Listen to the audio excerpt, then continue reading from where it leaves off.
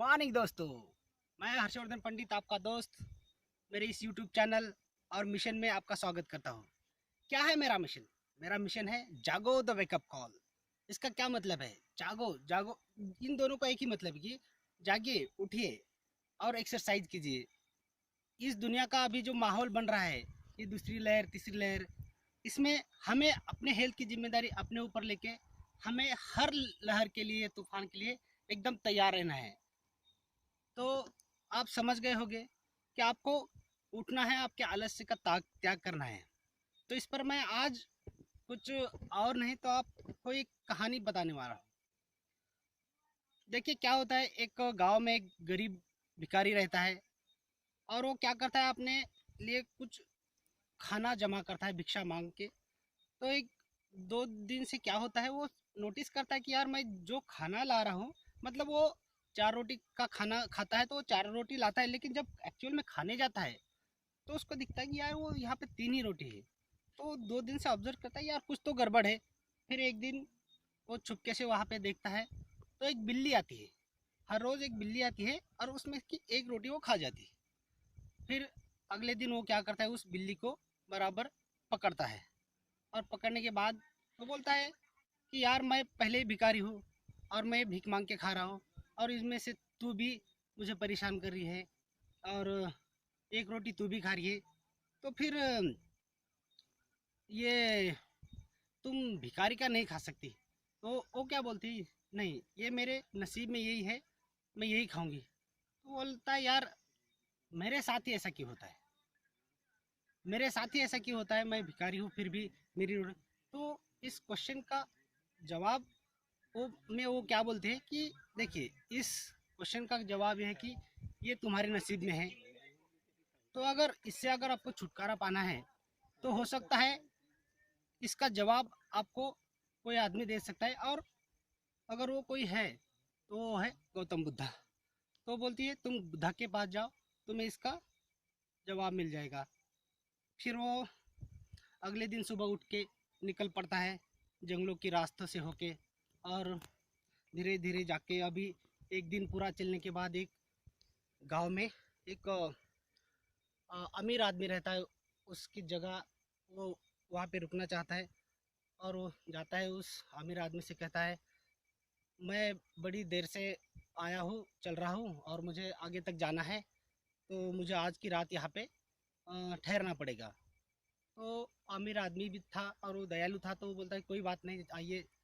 उसको खाना पीना खिलाता है, और तभी उसकी बीबी आती है और बीबी कहती है, उनकी बात होती है, तो क्या करने जा रहे हो क्या? तो वो बोलता है मुझे कुछ सवाल पूछने हैं गौतम बुद्धा से मेरी ज़िंदगी के बारे में, तो मैं वहाँ पे जा रहा हूँ। तो उतने में उनकी एक लड़की आती है, वो बोल नहीं पाती। तो उसकी माँ के दिमाग में भी ख्याल आता है यार क्यों ना हम, अगर ये जा ही रहा है बुद्धा के पास, तो हम इससे एक सवाल पूछेंगे। तो बोलते हैं एक काम करना, हमारा भी एक सवाल है, तुम जाके बुद्धा से पूछे। तो बोलता है क्या, इसमें कोई बड़ी बात नहीं, आपने मुझे इतना सहारा दिया तो मैं ज़रूर पूछूंगा। तो बोलती है कि हमारा सवाल ये है कि हमारी बच्ची जो है वो बचपन से बोल नहीं पा रही, तो इसका क्या इस इलाज है, तो उनसे पूछिए। तो वो बोलता है कोई बात नहीं। फिर वो सुबह उठ के निकलता है। फिर पहाड़ी रास्ता आता है, पहाड़ों पे धीरे धीरे चल के ऊपर जाता है। तो ऊपर एक एक बड़ा सा संत महाराज रहता है, और वो महाराज क्या करता है, उसके पास एक जादुई छड़ी रहती है। वो अभी एक बहुत ही पथरीला कटीला एक पहाड़ रहता है, उसको चलने में दिक्कत होती है। तो वो महाराज से पूछता है कि महाराज जी, मुझे ना अ, ये बुद्धा को मिलने जाना है, तो मुझे ये रास्ता आप पार करके दोगे क्या? वो बोलता कोई बात नहीं। तो फिर वो छड़ी पे बैठते हैं, जादुई छड़ी रहती है, मस्त उड़ के वो चले जाते हैं। और रास्ते में महाराज बोलता है यार अगर आप जा रहे हो तो एक सवाल मेरा भी बुद्धा से पूछ लेना। बोलता कोई बात नहीं, बताओ। वो बोलता है मैं यहाँ पे 1000 साल से हूँ। तो 1000 साल में क्या हुआ है, मैं प्रयास लगातार कर रहा हूँ कि मुझे स्वर्ग में जाना है, लेकिन जा नहीं पा रहा। तो बुद्धा से पूछे मैं स्वर्ग में कैसे जा सकता हूँ? तो वो बोलता कोई बात नहीं। उसका सवाल लेके वो फिर चला जाता है, पहाड़ के नीचे वो छोड़ देता है। फिर धीरे धीरे चल के एक समंदर, मतलब एक तालाब मिलता है, उस तालाब को पार करके उसे जाना पड़ता है। तो वहाँ पे उसके नसीब से क्या होता है, एक बड़ा सा कछुआ वहाँ पे आता है और वो कछुए से बात होती है। बात करते करते वो बोलता है यार मुझे ना ये तालाब के पार उस पार जाना है, तो आप मेरी मदद करोगे क्या? वो बोलता है कोई बात नहीं यार। तो फिर उस कछुए पे बैठ के वो धीरे धीरे धीरे सब पानी से चले जाते हैं। तो बीच में उनकी बात होती है। तो फिर कछुआ बोलता है यार तुम कहाँ जा रहे हो? तो वो ये बताता है कि मुझे कुछ सवाल पूछने हैं बुद्धा से, तो मैं जा रहा हूँ। तो उसके भी मन में एक ख्याल आता है यार क्यों ना मैं भी मेरा एक जो प्रश्न है वो बुद्धा से पूछ लूँ। तो फिर वो जाता है और वो बोलता है यार मैं 500 साल से यहाँ पे इस पानी में तैर रहा हूँ, यहीं पे ज़िंदगी गुजार रहा हूँ, अभी मैं यहाँ पे बोर हो गया और मुझे ड्रैगन बनना है। तो मैं ड्रैगन कैसे बन सकता हूँ, ये मेरा सवाल आप बुद्धा से पूछिए। तो वो बोलता है ठीक है कोई बात नहीं। फिर वो किनारे उसको छोड़ देता है कछुआ और वो जाता है। और फिर एक बड़ी सी कुटिया जहाँ पे बुद्धा अपना प्रवचन वगैरह दे रहे होते हैं, वो थोड़ी देर वेट करता है। और प्रवचन होने के बाद बुद्धा से मिलता है, उनको नमन करता है। और फिर बात होती है तो बुद्धा से पूछता है कि मैं बहुत ही गरीब हूँ और मैं बड़ी दूर से आपसे मिलने आया हूँ, बहुत थक चुका हूँ और मुझे आपसे 4 सवाल पूछने हैं। मुझे आपसे, वो ऐसे बोलता है कि मुझे सवाल पूछने हैं। तो बुद्धा बोलता है देखो मैं आपके सवाल के जवाब दूंगा, लेकिन एक कंडीशन है, एक आर्ट है कि आपको सिर्फ 3 ही सवाल पूछने पड़ेंगे। मैं चौथे सवाल का जवाब नहीं दे पाऊंगा, आपको सिर्फ 3 ही पूछने हैं। तो फिर सोचता है यार अभी मेरे पास तो 4 सवाल है, वो तीनों के और एक मेरा खुद का। तो फिर वो थोड़ा सोचता है कि यार वो कछुए के बारे में सोचता है। तो बोलता है यार एक कछुआ 500 साल से वहाँ पे पानी में तैर रहा है, उसे ड्रैगन बनना है, नहीं हो पा रहा है यार, 500 साल से रह रहा है। तो सोचता है यार इसका सवाल पूछना ज़रूरी है। फिर सोचता है उस महाराज जादूगर के बारे में। बोलता है वो यार जादूगर तो 1000 साल है, 1000 साल से मुझे स्वर्ग में जाना है, उसके पास जादू ही सब है, लेकिन वो जा नहीं पा रहा। तो बोलता है यार 1000 साल कम नहीं होते, उसका सवाल जो है वो बहुत लाजमी है, उसको पूछना ही पड़ेगा। और फिर उस पर ध्यान जाता है उस अमीर आदमी के बेटी पे। बोलता है यार वो बच्ची अभी बड़ी हो रही है और बचपन से बोल नहीं पा रही, तो उनके फैमिली में बहुत टेंशन होता होगा और उसकी ज़िंदगी की, आगे की ज़िंदगी उसको बहुत मुश्किल में जाएगी। तो इसका सवाल पूछना ये बहुत बराबर है। तो बोल मन में विचार करता है कि यार मुझे क्या, मेरा कितना बड़ा सवाल है, मुझे बस क्या एक बिल्ली खा रही है और मुझे खाने को तो चाहिए, मैं जाके और भीख मांग लूँगा। तो बोलता है कोई बात नहीं। ये 3 सवाल बुद्धा से पूछता है। तो पहले सवाल के जवाब में कछुए के बुद्धा बोलते हैं कि जाओ और उस कछुए से कहो कि जब तक तुम तुम्हारा कवच छोड़ नहीं देते, त्याग नहीं देते, तब तक तुम ड्रैगन नहीं बन सकते। तो ठीक है बोलते हैं। और दूसरे सवाल के जवाब में पूछता है। तो उत्तर बुद्ध जी उत्तर देते हैं कि देखिए जादूगर को कहो कि जब तक तुम अपनी छड़ी नहीं छोड़ोगे तब तक आप स्वर्ग में नहीं जा पाओगे। बोलता है ठीक है। और तीसरे इसमें बोलता है जब उस लड़की के सामने उसका हमसफर आ जाएगा तो तब वो लड़की बोलना शुरू कर देगी। तो बस तीनों सवाल के जवाब मिल गए। फिर वो अपना सामान लेके निकल पड़ता है। जैसे ही तालाब आता है कछुआ वहीं पे खड़ा रहता है। तो मिलता है क्या मेरे सवाल का जवाब मिला? तो बोलता है हाँ। वो बोलता है आपको सिर्फ एक काम करना है, बुद्ध जी ने कहा है कि आपको सिर्फ आपका जो कवच है वो त्यागना पड़ता है।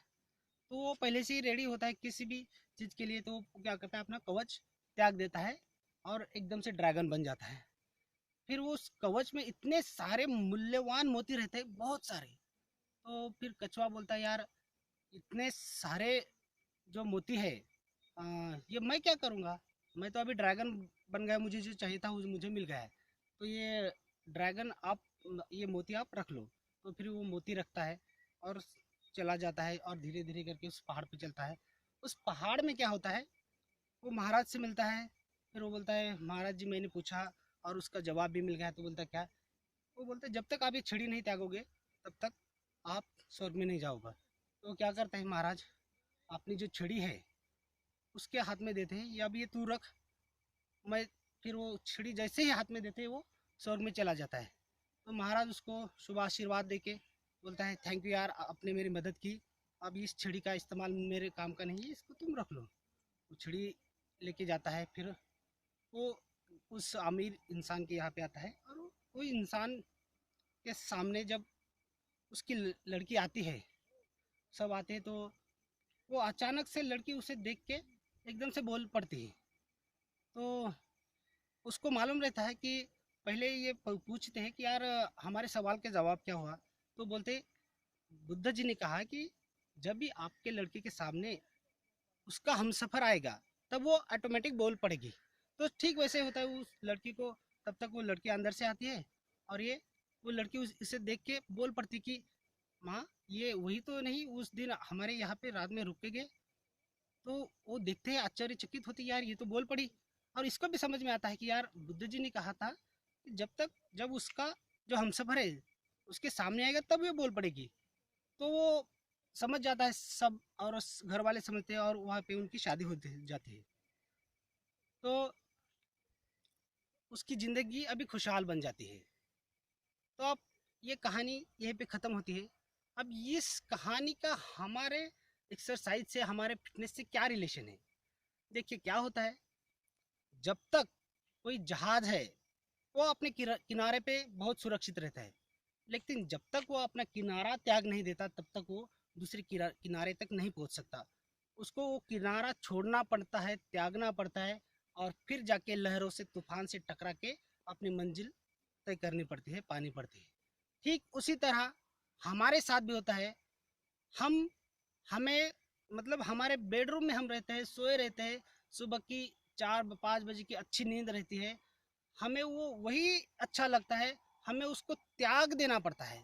लेकिन हम क्या करते हैं, वही सोए सोए क्या करते हैं, हमें फिट रहना है ये तो कल्पना में करते हैं, लेकिन उसका त्याग नहीं करते। देखिए, आप जब तक अपना त्याग नहीं करोगे, अपनी रजाई नहीं छोड़ोगे, अपना बेड नहीं छोड़ोगे, तब तक आप ये फिटनेस का जो ख्याल है आपके दिमाग से निकाल दीजिए। आपको उठना पड़ेगा, सब आपकी जो आलस वाली बुरी आदत है उसको त्याग देना पड़ेगा, तब जाके आप उस लड़के की तरह सब कुछ आपको मिलेगा। एक अच्छी सेहत मिलेगी, अच्छी सेहत की वजह से आपका कोई कारोबार में जो आपकी प्रोग्रेस है उसमें कभी खंड नहीं पड़ेगा, तो आपकी प्रगति होगी, मतलब पैसा आएगा। और जब पैसा और अच्छी सेहत है तो और क्या चाहिए यार, जिंदगी में खुशियाँ ही खुशियाँ है।